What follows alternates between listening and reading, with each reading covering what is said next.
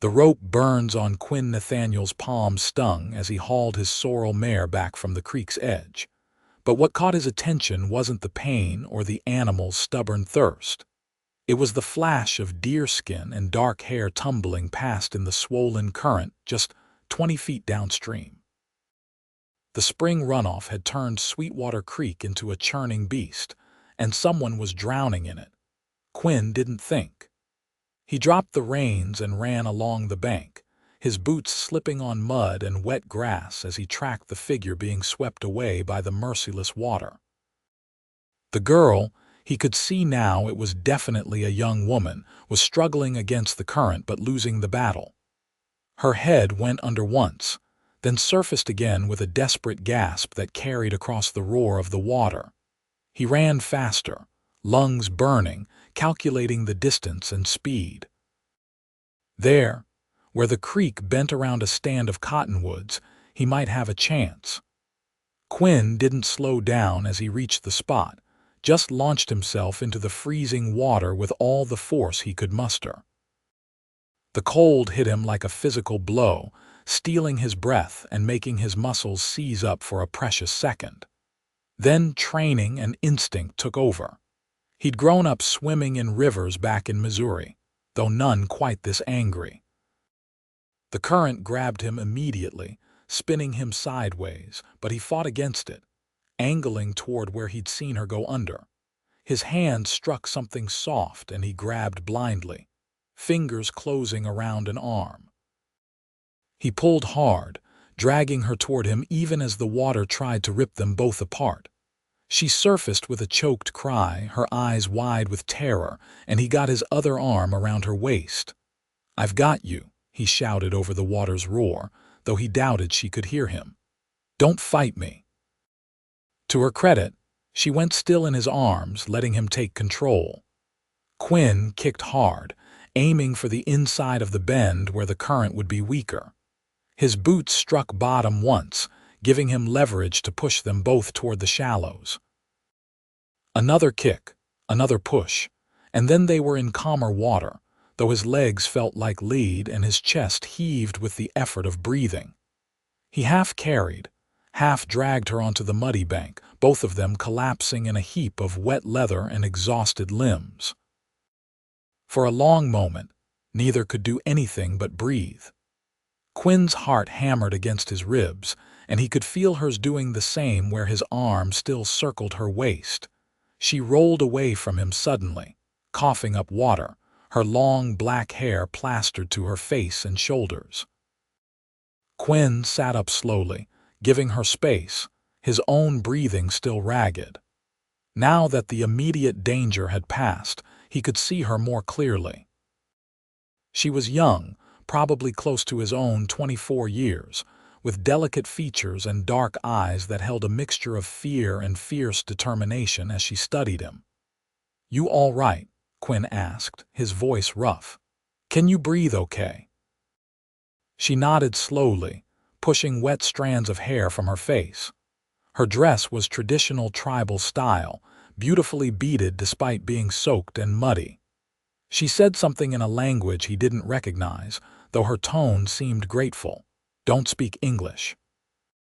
He asked gently, though he suspected he knew the answer. He'd been in Wyoming Territory for 3 years now, working cattle and trying to build something resembling a life, and he'd learned that the native tribes in these parts mostly kept to themselves. Can't say he blamed them, given how most white settlers treated them. She spoke again, and this time he caught what might have been a name. "Jade," she said, touching her chest. "Jade Crow Song." "Quinn," he replied, mimicking her gesture. "Quinn Nathaniel." "Quinn," she repeated, the syllable sounding musical in her accent. She pointed at the creek, then at him, and pressed both hands over her heart in what was clearly a gesture of deep gratitude. He felt his cheeks warm despite the cold water still dripping from his clothes. "Anyone would have done the same," he said, even though they both probably knew that wasn't true. He'd seen plenty of men in South Pass City who wouldn't lift a finger to help one of the tribal people, no matter the circumstances. Jade tried to stand and immediately swayed, her legs clearly not ready to support her yet. Quinn jumped up and steadied her with a hand on her elbow.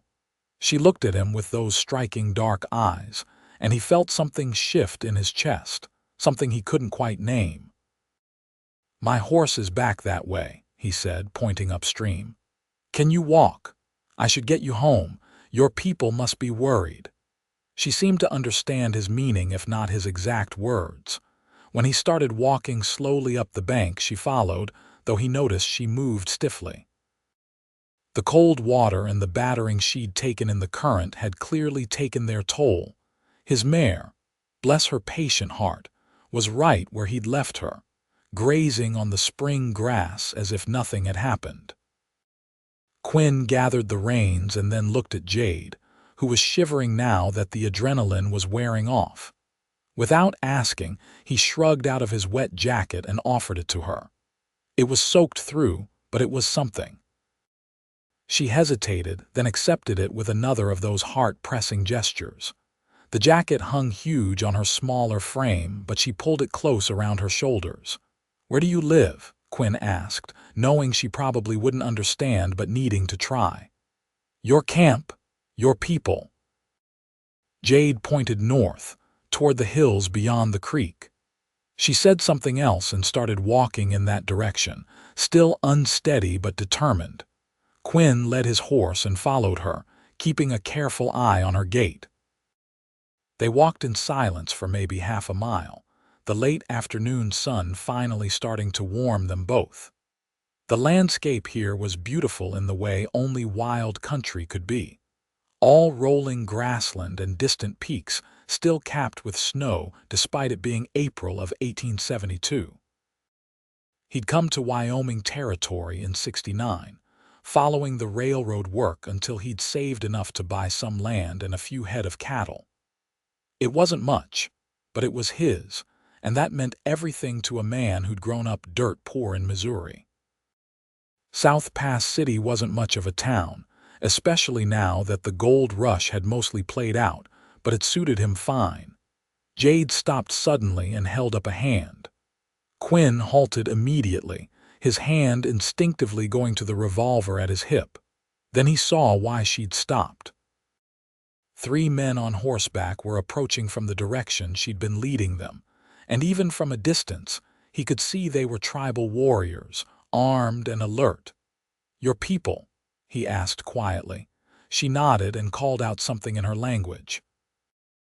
The riders picked up their pace, and within moments they'd surrounded Quinn and Jade, their faces hard and suspicious as they took in the scene. Their woman soaked and wrapped in a white man's jacket, and him standing there looking exactly like what he was, a cowboy who'd just been for an unexpected swim. The tallest of the 3 men spoke sharply to Jade, his tone demanding. She responded quickly, gesturing at the creek and then at Quinn, clearly explaining what had happened. Quinn kept his hands visible and away from his gun, meeting each warrior's eyes steadily but without challenge. He'd learned early that looking away made you seem guilty or weak, but staring too hard was seen as aggression. It was a fine line to walk. Jade kept talking, her voice growing more animated.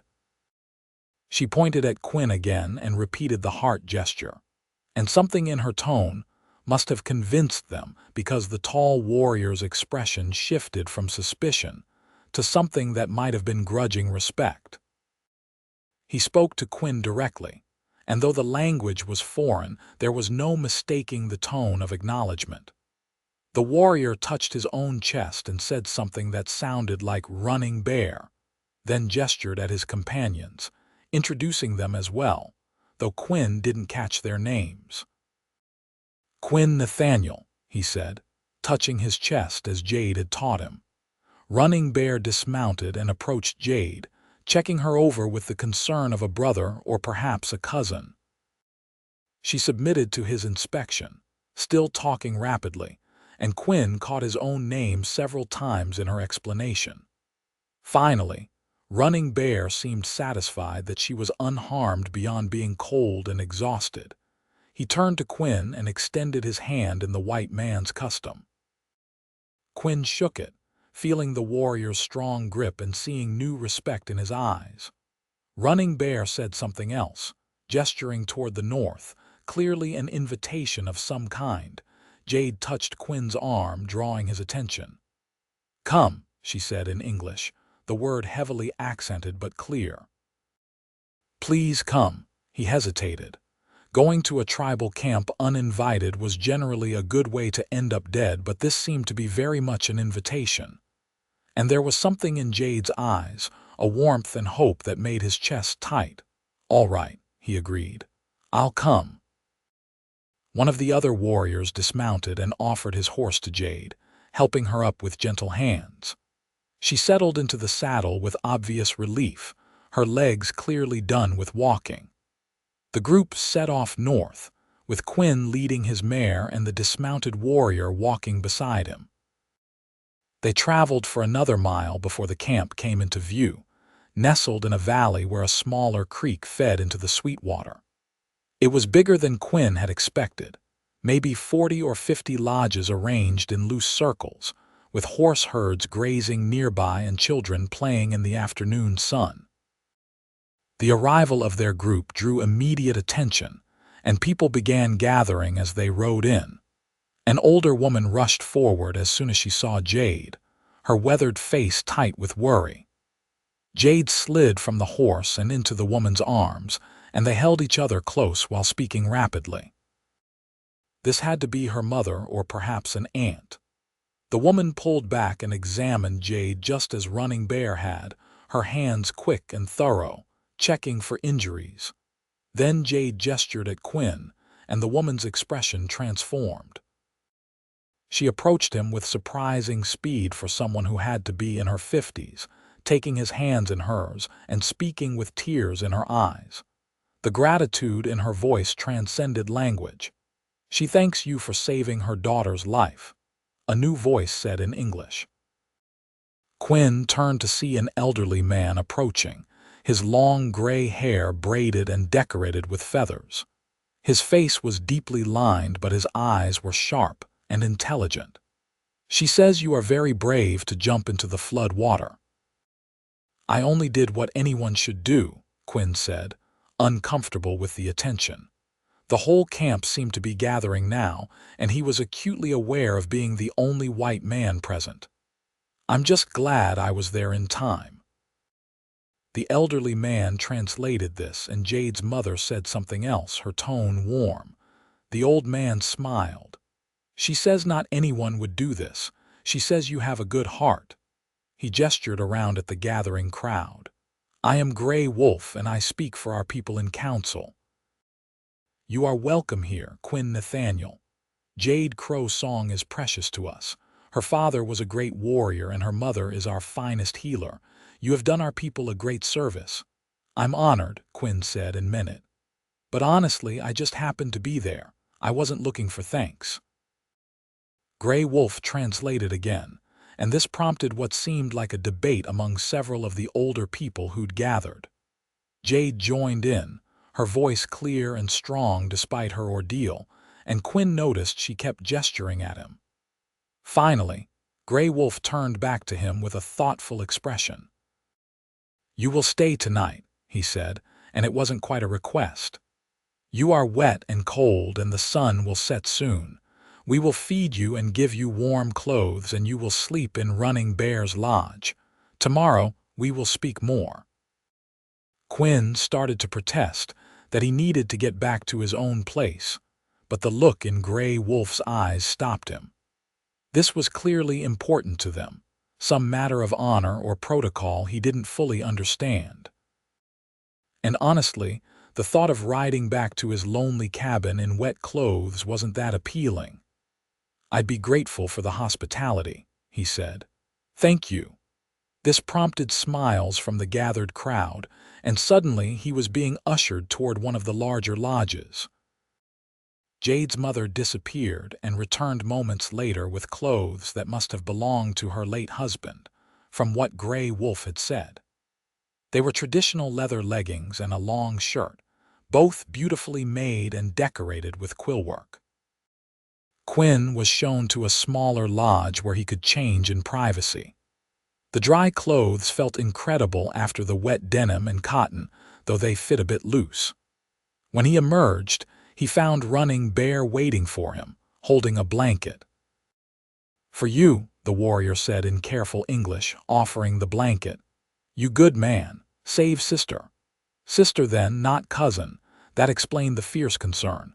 "She's lucky to have a brother who cares so much," Quinn said. Running Bear's stern face broke into a small smile. "Jade, she good woman. Smart, brave. But she was checking fish trap when the bank, it broke. She fell in." He shook his head. "Very bad luck. Very good luck you were there." They walked together through the camp, and Quinn was struck by how normal everything seemed. Children played games that looked remarkably similar to ones he'd played as a child, just with different rules. Women worked at various tasks, preparing food or working leather or tending to small gardens. Men sat in groups, talking and working on weapons or tools. It was just life, he realized, the same as any other community, white or otherwise. His presence drew curious looks, but no hostility.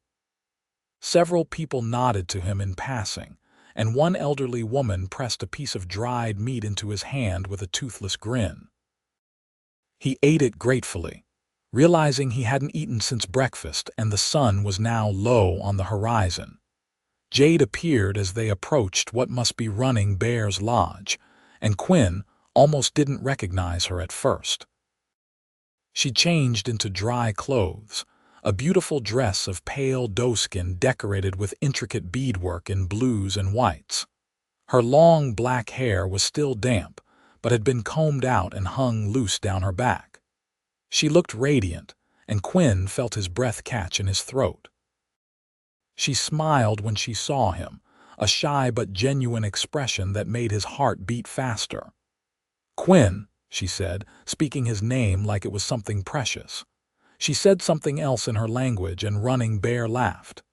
"She says you look good in our clothes," he translated. "She says better than wet cowboy clothes."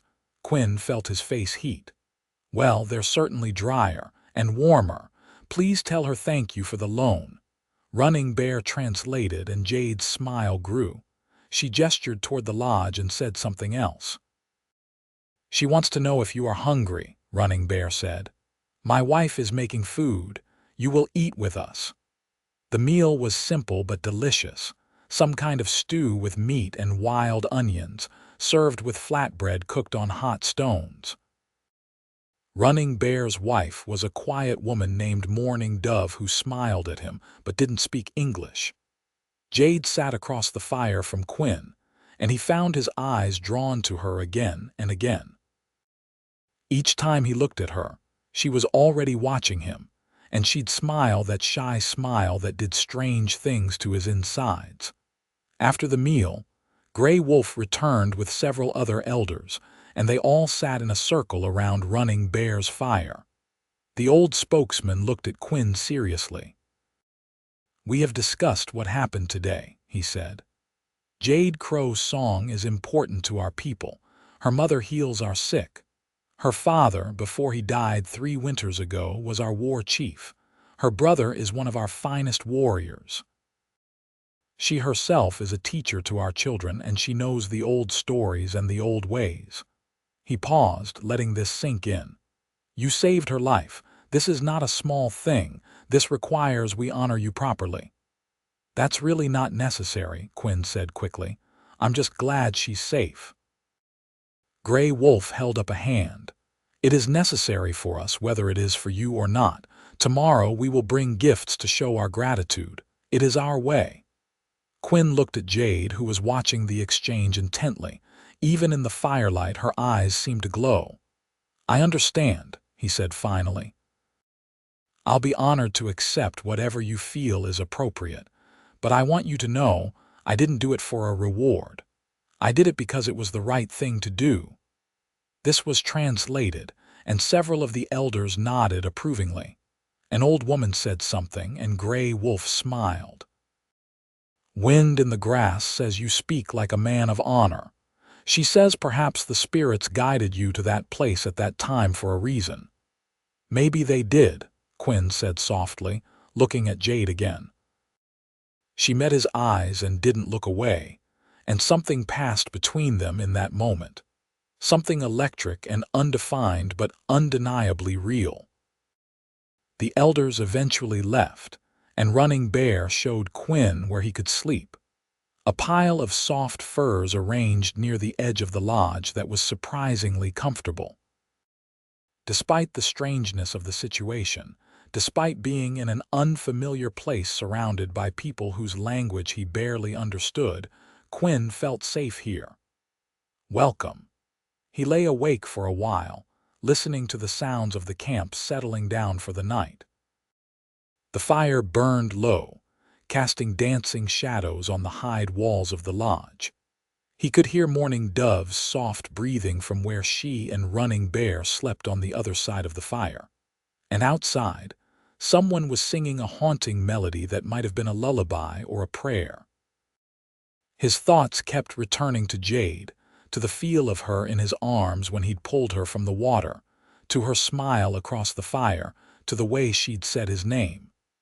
He barely knew her, couldn't even properly talk to her, but something had shifted in him today when he'd seen her in that water. Something had woken up, a longing he hadn't even known he'd been carrying. Quinn had been alone for so long, since coming west, really. There had been women in South Pass City, of course, saloon girls and a few respectable ladies, but none who'd interested him beyond casual company. He told himself he was too busy building his ranch, too focused on the future to worry about romance.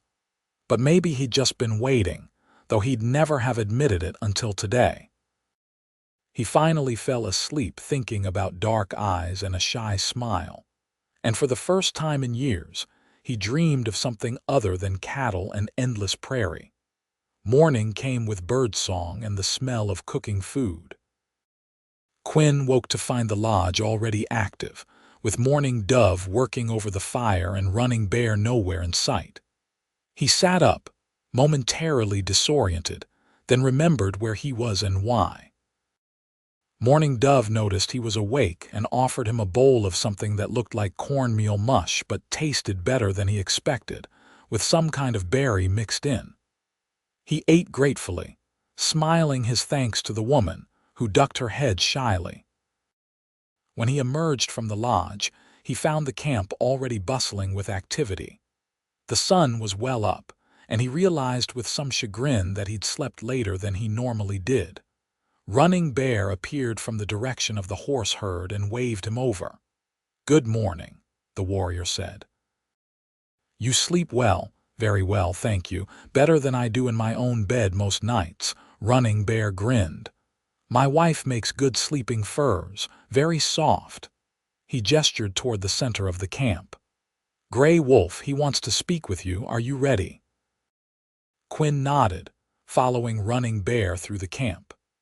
As they walked, he noticed people preparing for something, arranging items and gathering in groups. Several men were holding horses, fine-looking animals that had clearly been groomed until their coats shone. Gray Wolf was waiting in the central area, surrounded by the same elders from the night before and several younger people, including Jade. She was dressed even more elaborately today, her dress decorated with what must have been hundreds of tiny shells and beads that caught the morning light. Her hair was braided and wrapped with fur, and she looked so beautiful Quinn forgot to breathe for a moment. "Quinn Nathaniel," Gray Wolf said formally, "you saved the life of one of our most valued people. We have discussed the proper way to honor this, and we have decided." He gestured to one of the men holding horses. "First, we give you this mare. She is young and strong, already trained for riding and for cattle work. Her mother is the fastest horse in our herd." The mare was indeed beautiful, a paint with unusual markings and intelligent eyes. Quinn opened his mouth to protest that it was too much, but Gray Wolf was already continuing. Second, we give you these furs. Two women came forward carrying bundles of pelts that looked like beaver and fox. They are from the winter trapping. You can trade them in your town for much money. And third, Gray Wolf said, his voice growing more serious, we give you something more precious than horses or furs. We give you our friendship. You are welcome in our camp always, Quinn Nathaniel. You may hunt in our territory, fish in our streams, and if you are ever in trouble, you may call on us for help. This we swear. Quinn felt a lump in his throat. This was more than he'd ever expected, more than he could properly express gratitude for. I'm honored, he managed. Truly honored. I'll treasure these gifts, and I'll treasure your friendship even more. Thank you. There was more talking, with various elders coming forward to say their piece, which Gray Wolf translated. Some gave smaller gifts, a knife here, a pouch of tobacco there, a beautifully made rope. Through it all, Jade stood to the side, watching with an expression Quinn couldn't quite read. Finally, when the formal presentation seemed to be over, she approached him. In her hands was a small bundle wrapped in soft leather. She offered it to him, speaking in her own language, and Gray Wolf translated. Jade Crow Song says this is her personal gift to you. She made it herself last night after you slept. She says it is to keep you safe on your journeys. Quinn unwrapped the bundle carefully and found himself holding a leather cord strung with beads and small pieces of carved bone. It was clearly meant to be worn around the neck, and the beadwork was exquisite, tiny perfect stitches in a pattern of blues and whites. It's beautiful, he said, looking directly at Jade. Thank you, I'll wear it always. She smiled, that same shy smile from last night, and said something else. Gray Wolf chuckled before translating. She says it suits you. She says the blue is like your eyes. Quinn felt his face heat again, but he smiled back at her. Tell her that her dress is the color of morning sky and the shells shine like stars. Gray Wolf's eyebrows rose, but he translated. Jade's eyes widened and a blush spread across her cheeks. She spoke quietly, and Gray Wolf's expression became thoughtful. She asks if you will return to visit, the old man said. She says she would like to learn more English and she could teach you our language. She says you saved her life and she wishes to know you better. Quinn's heart hammered in his chest. The proper thing, the cautious thing, would be to make polite excuses. He had a ranch to run, cattle to tend, a life in South Pass City. Getting involved with a tribal woman would complicate everything, possibly even put him at odds with some of the more prejudiced townspeople. But when he looked at Jade, at the hope in her eyes, all those practical considerations seemed less important. I'd like that very much, he said. I'd like to visit again if I'd be welcome. Jade's face lit up like sunrise, and she spoke rapidly to Gray Wolf, who laughed. She says you are welcome anytime. She says she will watch for you. The rest of the morning passed in a blur of more conversation and shared food. Several people asked him about his ranch through Gray Wolf's translation, and he found himself describing his small herd and the land he'd claimed near the Green River. They seemed genuinely interested, asking detailed questions about his cattle and his horses. When he finally prepared to leave, leading his own mare and the new paint horse, with the furs tied securely to their backs, half the camp seemed to turn out to see him off. Running Bear clapped him on the shoulder and said something that didn't need translation, the universal gesture of friendship. Jade walked with him to the edge of camp, and for a moment they stood alone, or as alone as they could be with dozens of eyes watching. She touched the necklace she'd made, which now hung around his neck, and smiled. Then she reached up and briefly touched his face, her fingers gentle against his cheek. Come back, she said in English, her accent making the words sound like music. Please come back. "I will," he promised. "I will come back." The ride back to his ranch took most of the day, and Quinn spent the time thinking about everything that had happened. 2 days ago, his life had been simple, predictable. Now he had new horses, valuable furs, and something far more precious: the memory of dark eyes and a shy smile, and the promise of something he couldn't quite name but desperately wanted to explore. His cabin was exactly as he'd left it, small and rough but solid. He'd built it himself his first year in Wyoming with help from a few other settlers. It wasn't much, just one room with a loft for sleeping and a lean-to stable for his horses, but it was his. He'd added to it over the years, built proper corrals and a small barn, cleared land for a garden he never seemed to have time to tend properly. Now, looking at it after a night in Running Bear's lodge, it seemed particularly lonely. The silence felt heavier than usual as he unsaddled the horses and settled them in the corral. His 3 cows and their calves, along with the 6 heifers he'd bought last fall, looked up at his arrival with bovine disinterest before going back to grazing. Quinn stored the furs carefully in his cabin, knowing they represented a small fortune. He could trade them in South Pass City for supplies, maybe even enough to buy a few more cattle. The paint mare was worth a considerable sum too, though he had no intention of selling her. She was a gift, a symbol of friendship and trust, and he'd treat her accordingly. That night, lying in his own bed in the loft, he touched the necklace Jade had made. The beads were smooth under his fingers, the leather cord still carrying a faint scent of smoke from the lodge fire. He wondered what she was doing right now, if she was thinking about him the way he was thinking about her. The next few days passed in the usual routine of ranch work. He checked his cattle, rode the fence lines he'd gradually been building, hunted for meat and worked on repairs to the barn roof that he'd been putting off all winter. But his mind wasn't fully on any of it. He kept thinking about Jade, about her smile and her grace and the way she'd looked at him. A week after his visit to the camp, Quinn made a decision. He would go back, but not empty-handed. He spent an evening figuring out what he could bring that would be useful without being insulting.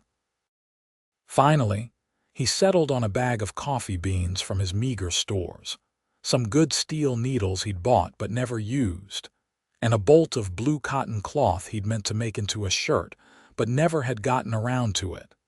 The ride to the camp felt longer this time, anticipation making him impatient. What if she'd changed her mind? What if his visit wasn't actually welcome and the invitation had just been politeness? What if he'd misread everything? But when he rode into the valley and the camp came into view, he saw Jade immediately. She was working with a group of children near one of the lodges, and she looked up at the sound of hoofbeats. For a heartbeat, they just stared at each other across the distance. Then her face broke into a radiant smile, and she stood, saying something to the children before walking toward him. Quinn dismounted, suddenly nervous in a way he hadn't been even facing down angry cattle or breaking wild horses. She approached and stopped a few feet away, and for a moment neither of them spoke. Then she reached out and touched the necklace, still around his neck, and her smile grew even wider. "You came back," she said in English. "I hoped you would." "I said I would," he replied. "I don't break my promises." She said something in her language, her tone warm, then seemed to gather her courage. In careful, accented English, she said, "I have been practicing. Words. English words. Gray Wolf, he teaches me. I want to speak with you." Quinn felt his chest tighten with emotion. She'd been learning English for him so they could talk. "That's wonderful," he said softly. "And I want to learn your language too. Will you teach me?" Her eyes lit up. "Yes, I will teach." She gestured toward the center of camp. "Come. You will eat. Then we talk, yes." He spent the afternoon in camp, and word quickly spread that he'd returned. People greeted him warmly, and he was fed another generous meal. But the highlight was the time spent with Jade, sitting together near the creek, far enough from the main camp for some privacy, but still within sight of the lodges. She brought a small hide marked with drawings and began teaching him words in her language. The word for water, for horse, for sky, for earth. He repeated them carefully, stumbling over unfamiliar sounds, and she'd laugh and correct his pronunciation with gentle patience. In turn, he taught her more English words, and they discovered she'd already been learning quite a bit from Grey Wolf. Her accent was thick, and sometimes she'd struggle to find the right word, but her determination was clear. "Why do you want to learn?" he asked during a pause in their lesson. "I mean, I'm grateful, but it must be a lot of work." She looked at him seriously, seeming to search for the English words. "When you saved me," she said slowly, "I was very scared. The water, it was so strong, I thought I would die." She touched her chest. "Then you came, you risked your life for me, a stranger." "You needed help," Quinn said simply. "But many would not help," she replied. "Many white men, they do not see us as people, they see us as animals or worse. But you did not think. You just saved me." She reached out and touched his hand, her fingers light and warm. "I want to know you, Quinn. I want to understand you. Your words, your life, your heart." He turned his hand over and carefully took hers, their fingers intertwining. "I want to know you too, Jade. Everything about you." They sat like that for a while, hands linked, watching the creek flow past. It was the same creek that had nearly killed her, but here it was peaceful, just a normal spring stream burbling over rocks and between grass-covered banks. "Tell me about your life," she said. "Your family. Why you are here in Wyoming." So he did.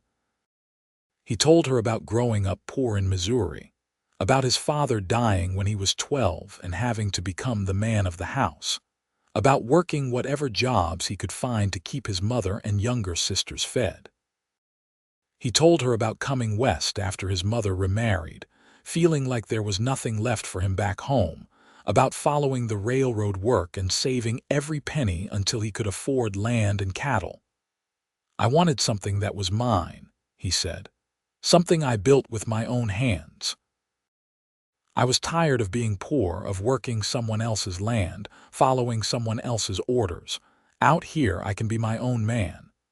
Jade listened intently, and when he finished, she nodded slowly.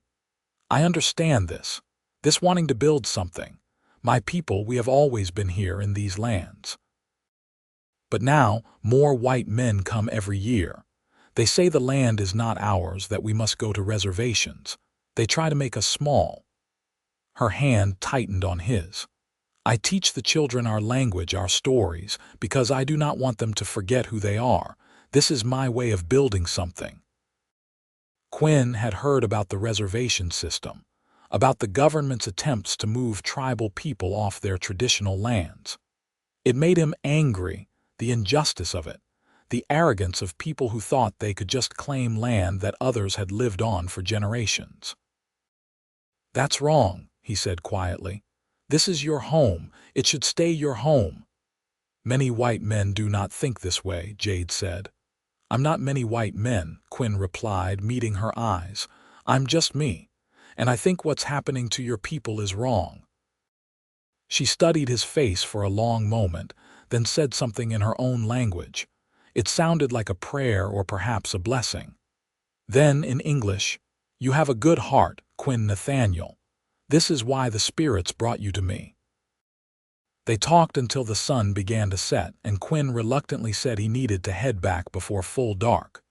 Jade walked him to where he'd tied his horses, and this time when they parted, she rose on her toes and kissed his cheek, quick and soft. "Come back soon," she whispered. "Please." "I will," he promised, his cheek burning where her lips had touched. "As soon as I can." Over the following weeks, Quinn found himself making the journey to the camp more and more often, usually every few days whenever he could spare the time from his ranch work. Each visit, his bond with Jade grew stronger. Their conversations became easier as her English improved, and he began to pick up more of her language. They'd walk together through the valley or sit by the creek, and they'd talk about everything and nothing. He learned about her childhood, about growing up the daughter of the war chief, about the expectations and responsibilities that came with that.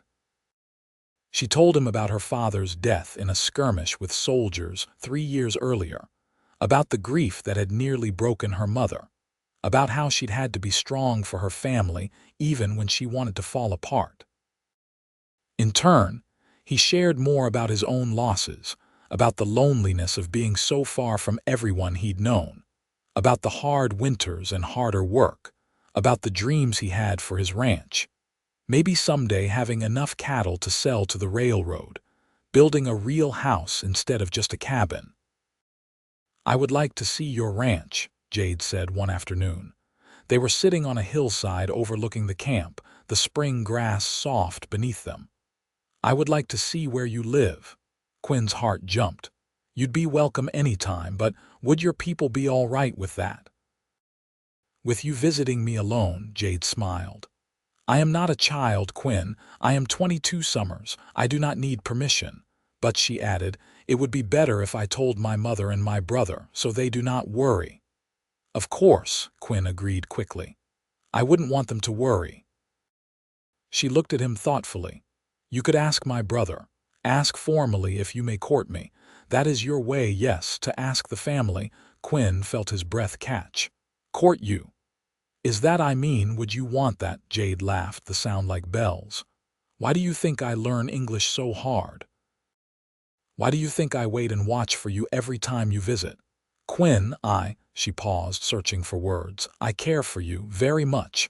My heart, it is happy when you are here, sad when you leave." He reached for her hand and she gave it willingly. "My heart feels the same way," he admitted.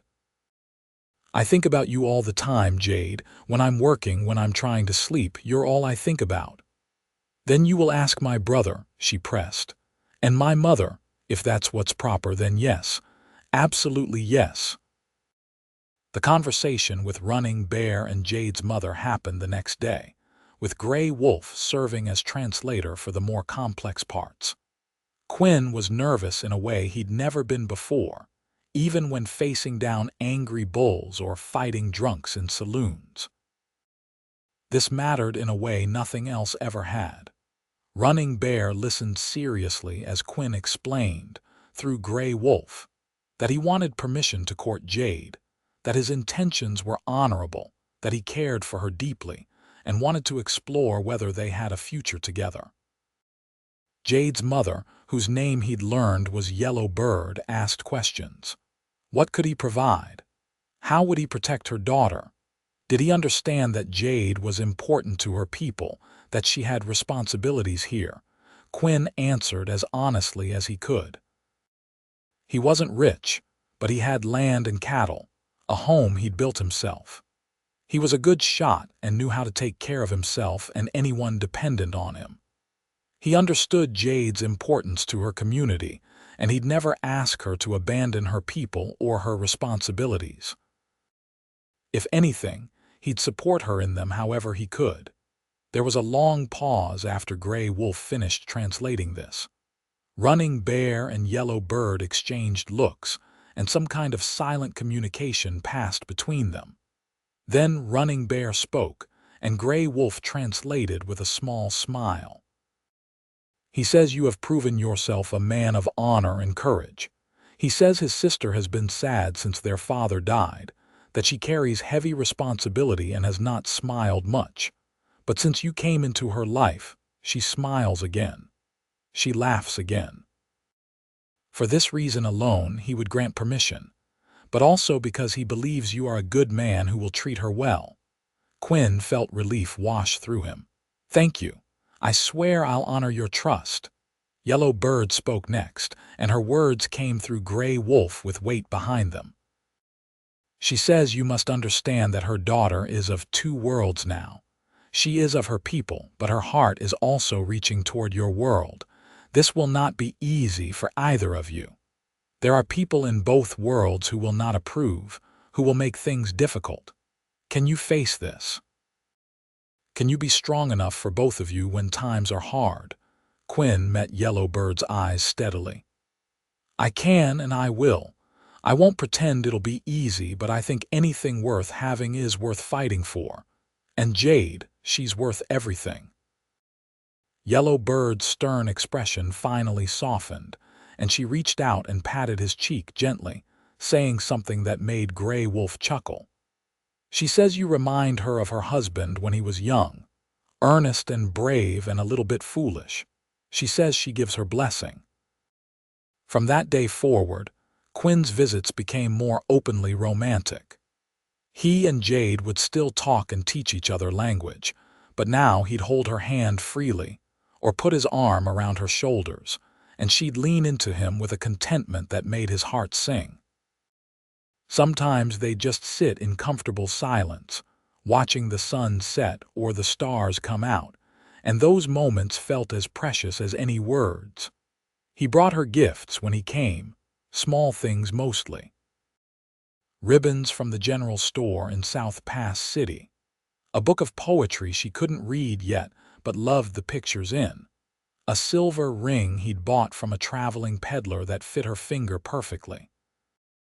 She gave him gifts too, a pair of moccasins she'd made herself that fit better than his boots, a leather bag decorated with quillwork for carrying his possibles, drawings she'd made of the valley and the camp that he treasured.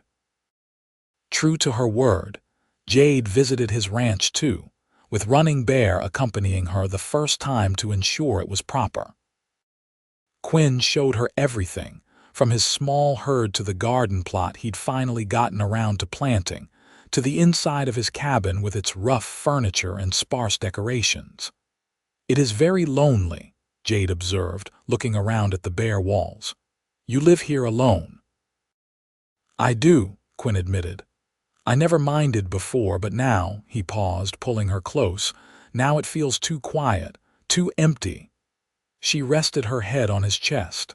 Perhaps it will not always be empty, she said softly. Running Bear cleared his throat from the doorway, and they jumped apart like guilty children, making the warrior laugh. I will check the horses, he said in his careful English, his tone amused. You two behave. As spring turned to summer, Quinn and Jade's relationship deepened. They had their first real kiss on a warm June evening, standing by the creek at sunset. Quinn had been working up the courage for weeks, and finally, he just leaned down and pressed his lips to hers, gentle and questioning. She answered by wrapping her arms around his neck and kissing him back with a passion that made his head spin. When they finally broke apart, both breathless, she smiled up at him with stars in her eyes. I have wanted you to do that for so long, she confessed. I've wanted to do it since the day I met you, he replied, but I didn't want to presume. Presume more, she said, and pulled him down for another kiss. Their courtship wasn't without challenges. Some people in South Pass City made comments when they saw Quinn buying little luxuries he'd never bought before, and rumors started that he was involved with an Indian woman. A few men he'd thought were friends became cold and distant. The owner of the general store, Mr. Harrington, actually took him aside one day and suggested he was making a mistake. Those people aren't like us, Quinn, the older man said. It's not right mixing. Nothing good can come of it. Quinn had kept his temper barely. Those people have been nothing but kind and honorable to me, more so than some folks in this town, and Jade is the finest woman I've ever met.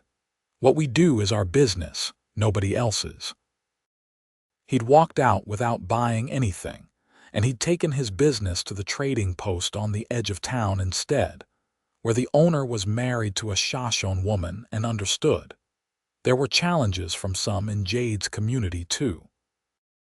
An older warrior named Stone Face made his disapproval clear, arguing in council that allowing one of their women to be courted by a white man was betraying their ways. But Grey Wolf and the other elders shut down that talk firmly, pointing out that Quinn had saved Jade's life and proven himself a friend to their people. "The world is changing," Grey Wolf said in council, with Jade translating for Quinn later. "We cannot stop it, but we can choose how we face it. We can choose hate and isolation, or we can choose to find good people wherever they may be. Quinn Nathaniel is a good man. If Jade Crow Song wishes to join her life with his, that is her choice, and we will honor it." By late summer, Quinn knew he wanted to marry Jade. He'd known it for months, really, but he wanted to do it right. He saved up and made a trip to the territorial capital, where he bought a proper ring, simple but beautiful, with a small blue stone that reminded him of the beads on the necklace she'd made him. He asked her on a cool August evening, both of them sitting on the hillside where she'd first told him she wanted him to court her. The sun was setting, painting the sky in shades of pink and gold, and the valley below was peaceful and beautiful. "Jade," he said, his voice unsteady with nerves, "I know we've only known each other a few months, but they've been the best months of my life. You've made me happier than I knew was possible. You've made me see the world differently, understand things I never understood before. You've made me want to be a better man." She was watching him with wide eyes, her hand in his. "Quinn," he pulled out the ring, "marry me, be my wife. Let me spend the rest of my life trying to deserve you." Tears spilled down her cheeks, but she was smiling. "Yes," she said simply. "Yes, I will marry you." He slipped the ring onto her finger and kissed her deeply, and it felt like a promise, like a beginning, like everything right in the world. They married in September of 1872, in a ceremony that blended both their traditions. Grey Wolf presided along with a circuit preacher from South Pass City who was surprisingly open-minded. They held it in the valley near the camp, with members of both communities present. Quinn wore his best clothes, a new shirt and pants he'd bought specially, along with a vest Jade had made him, decorated with quill work in the style of her people. Jade wore white, a dress that was a combination of tribal and settler styles, beautiful and unique just like her. They exchanged vows in both English and Jade's language, promising to love and honor each other, to stand together against whatever challenges came, to build a life based on respect and understanding. Yellow Bird cried, and even Running Bear looked suspiciously misty-eyed. Some of Quinn's friends from South Pass City, who'd come despite the disapproval of others, clapped and cheered. The celebration afterwards was a true mixture of cultures, with food from both traditions, music and dancing that drew from both people's customs. Quinn danced with his bride, holding her close, and thought he might burst from happiness. They spent their wedding night in Quinn's cabin, which the women from both communities had decorated with flowers and ribbons. Quinn carried Jade over the threshold, making her laugh, and set her down gently in the middle of what was now their home. "Are you happy?" he asked, cupping her face in his hands. "More than I can say," she replied, leaning into his touch. "I love you, Quinn Nathaniel, with all my heart." "I love you too, Jade Crow Song Nathaniel," he said, kissing her softly. "Now and always." Their first year of marriage had its adjustments. Jade moved into Quinn's cabin, and they worked together to make it feel like a home for both of them. She brought items from her camp, blankets and baskets and decorations that added warmth to the sparse interior.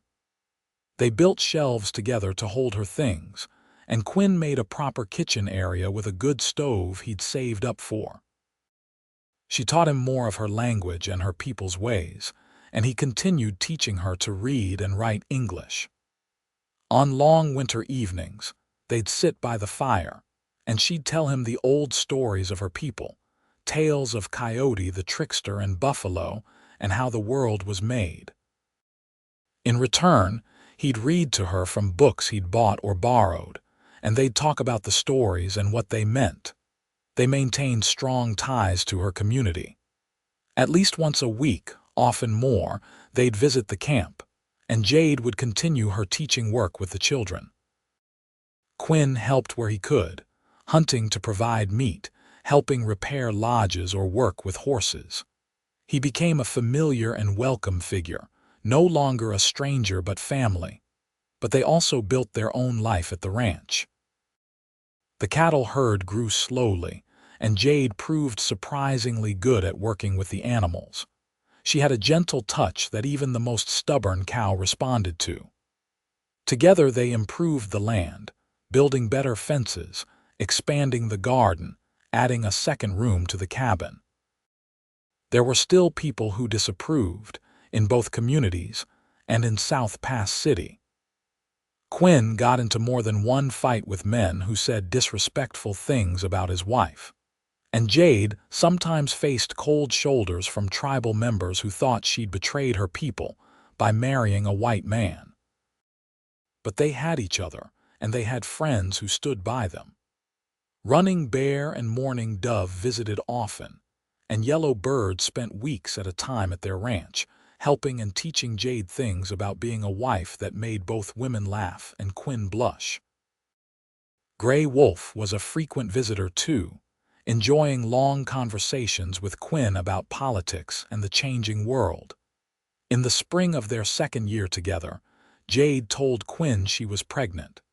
He was working in the barn when she came to find him, her eyes bright with joy and nerves. "I am with child," she said simply. "You are going to be a father."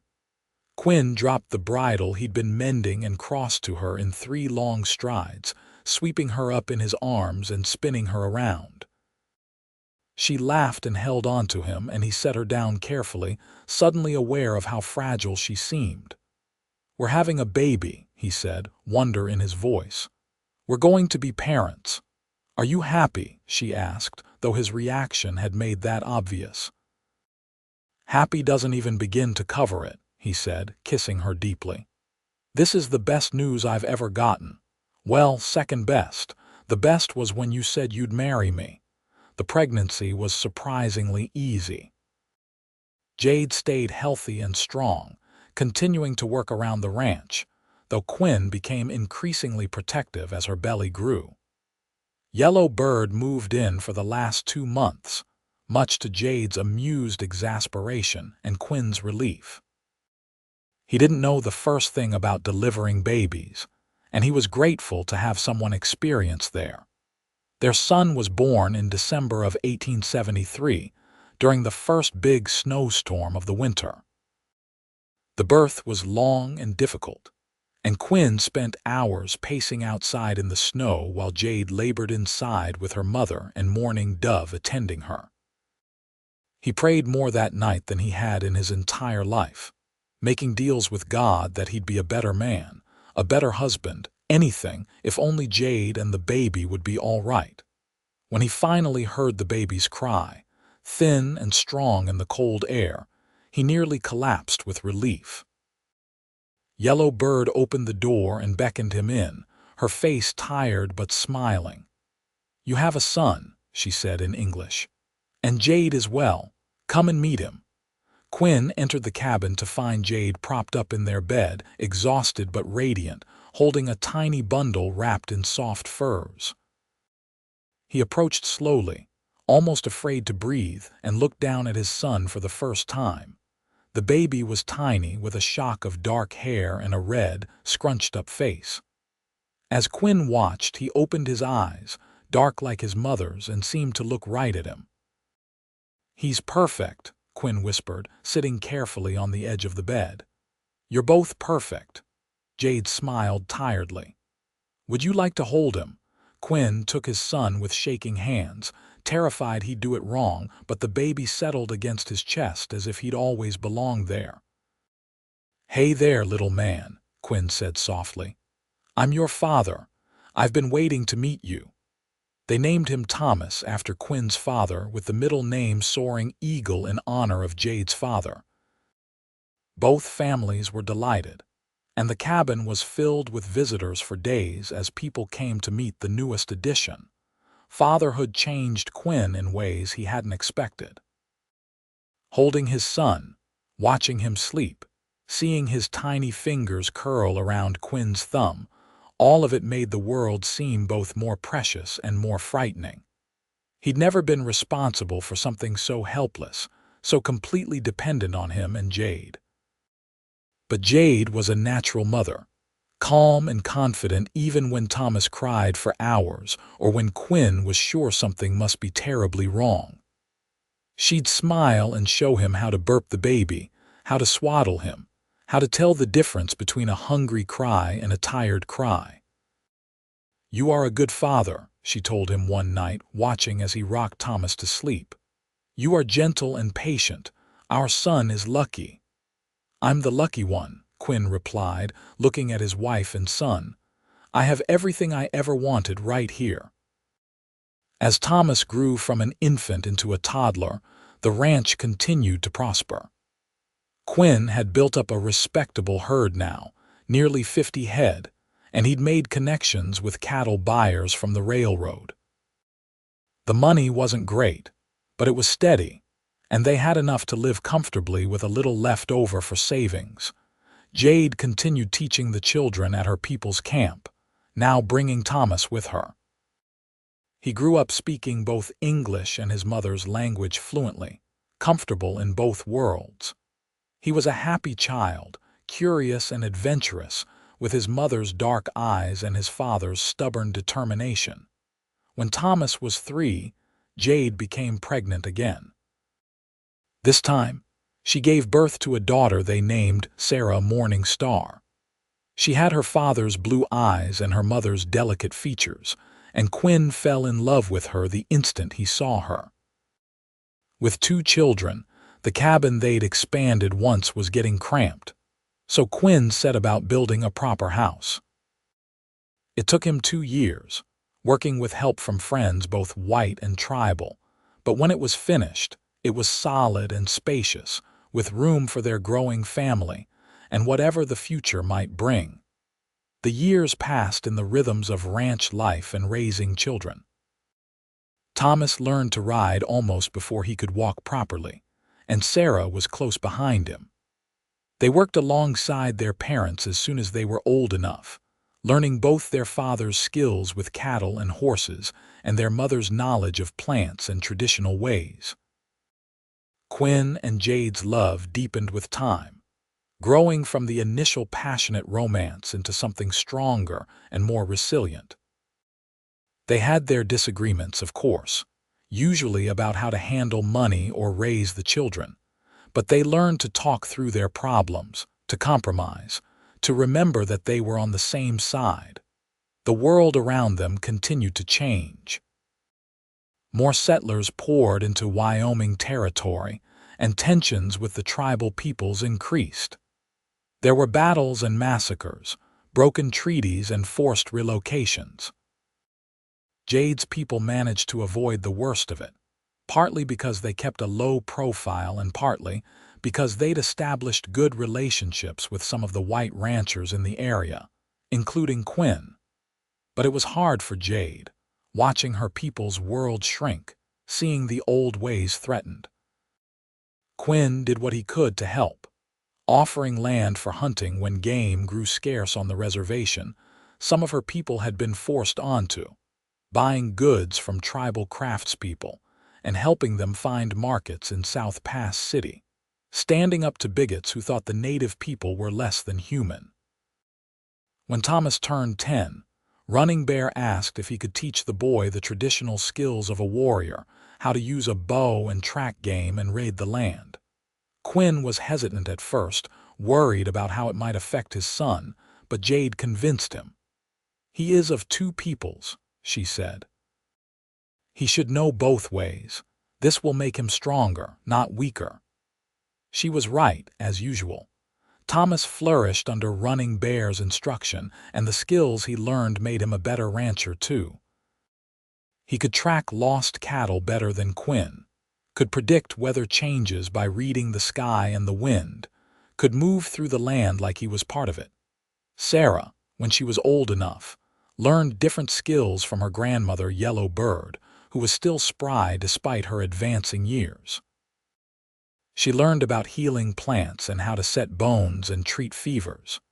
She learned the stories and songs of her mother's people, and she learned to create beautiful beadwork and quillwork that people came from miles around to buy. In 1885, when Thomas was 12 and Sarah was 9, Jade became pregnant again. This pregnancy was harder than the others, and there were times Quinn was terrified he might lose her. But Yellow Bird and Mourning Dove attended her carefully, and in the spring of '86, she gave birth to twin boys, healthy and strong, whom they named Jacob Eagle Wind and William Thunder Voice. 4 children, Quinn said, holding one twin while Jade nursed the other. Thomas and Sarah were crowded around the bed, eager to meet their new brothers.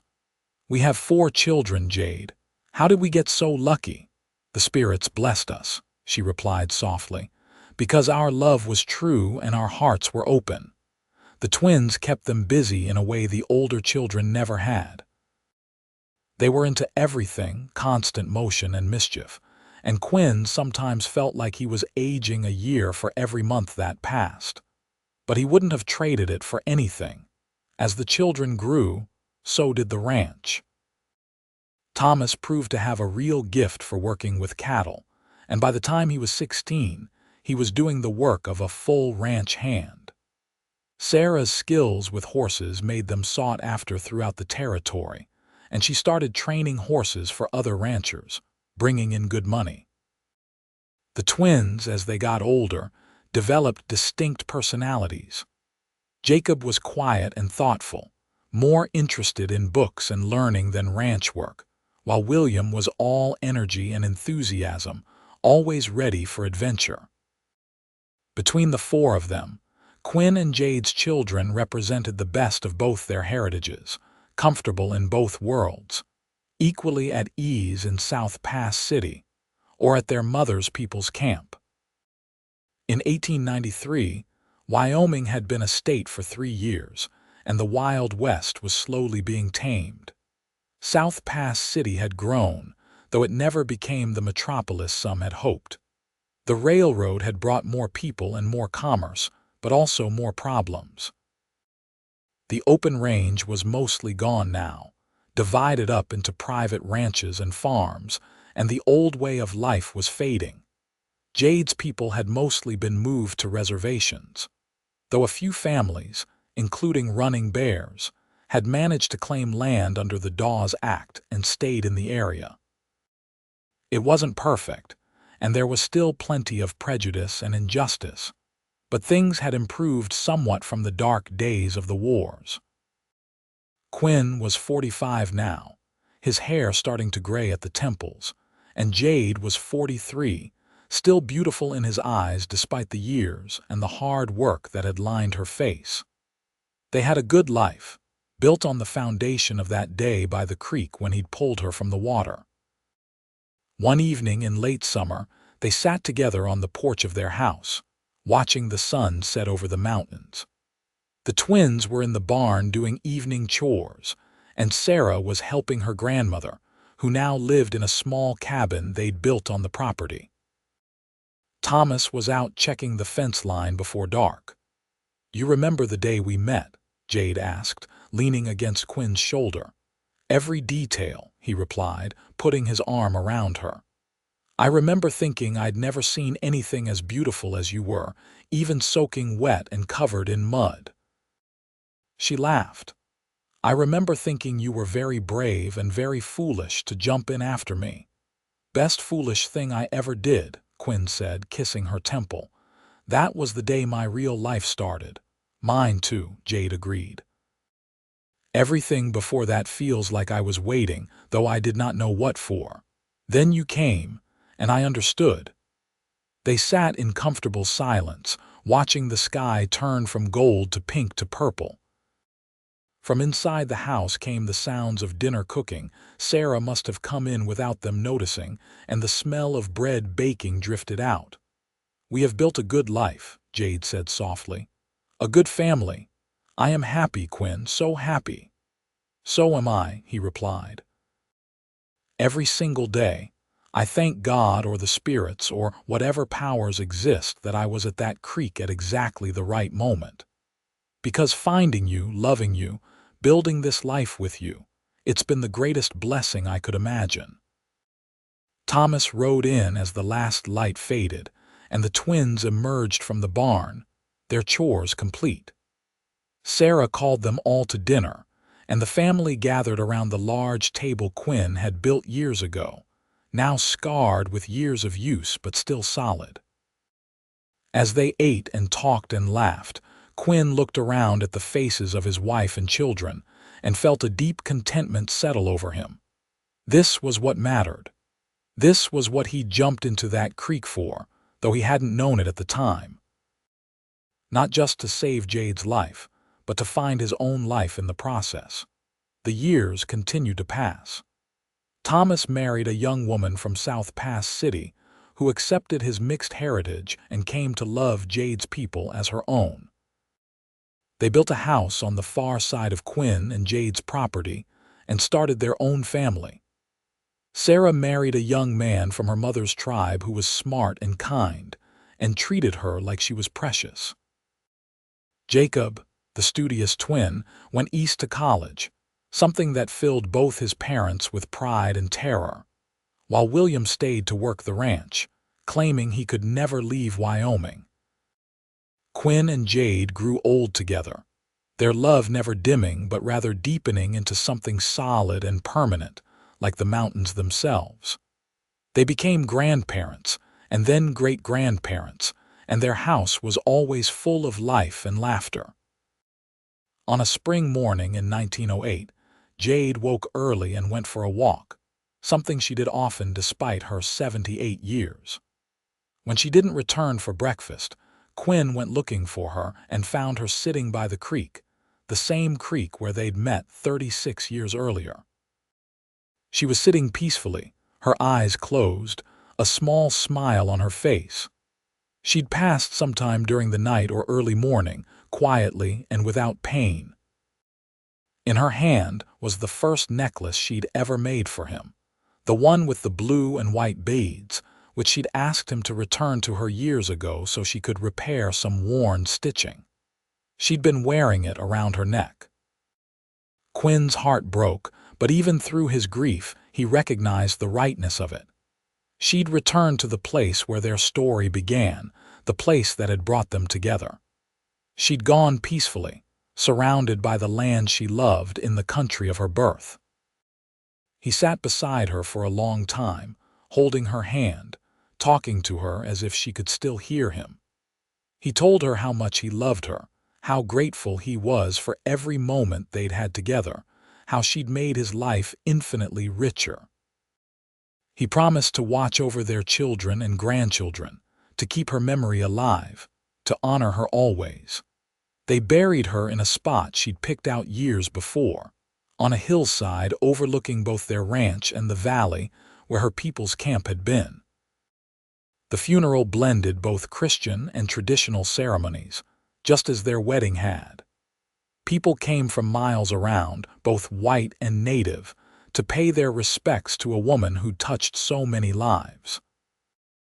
Quinn stood by her grave for a long time after everyone else had left, his children eventually giving him space to grieve alone.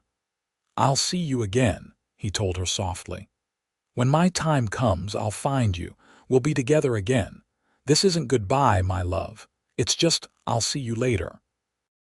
He lived another 4 years after Jade passed, watching his grandchildren and great-grandchildren grow, helping William run the ranch, staying connected to Jade's people who still considered him family. But everyone could see that part of him had gone with her, that he was just waiting until it was his time to follow. On a cool autumn morning in 1912, Quinn Nathaniel passed away peacefully in his sleep at the age of 64. His children found him with a smile on his face, wearing the necklace Jade had made him all those years ago, the one he'd never stopped wearing. They buried him next to Jade on the hillside, and his gravestone read simply, Quinn Nathaniel, beloved husband, father, and friend, together again. The ranch stayed in the family, passed down through the generations. The house he'd built and expanded over the years became a gathering place for family reunions, filled with descendants who carried both Quinn and Jade's blood and their legacy of love across cultures. The story of how they met, of the cowboy who saved a drowning tribal girl and received an unexpected gift, the gift of love that transcended boundaries, became family legend. It was told and retold to children and grandchildren, a reminder that love could bridge any divide, that courage and compassion could change everything, that sometimes the best gifts were the ones you never expected. And on the hillside where they rested together, the grass grew green every spring, and wildflowers bloomed in blue and white, the colors of the necklace Jade had made for Quinn, the colors that had started everything. Their love story ended where it began, by the water, but it lived on in every descendant who carried their names and their legacy, proof that some things, some loves, truly are eternal.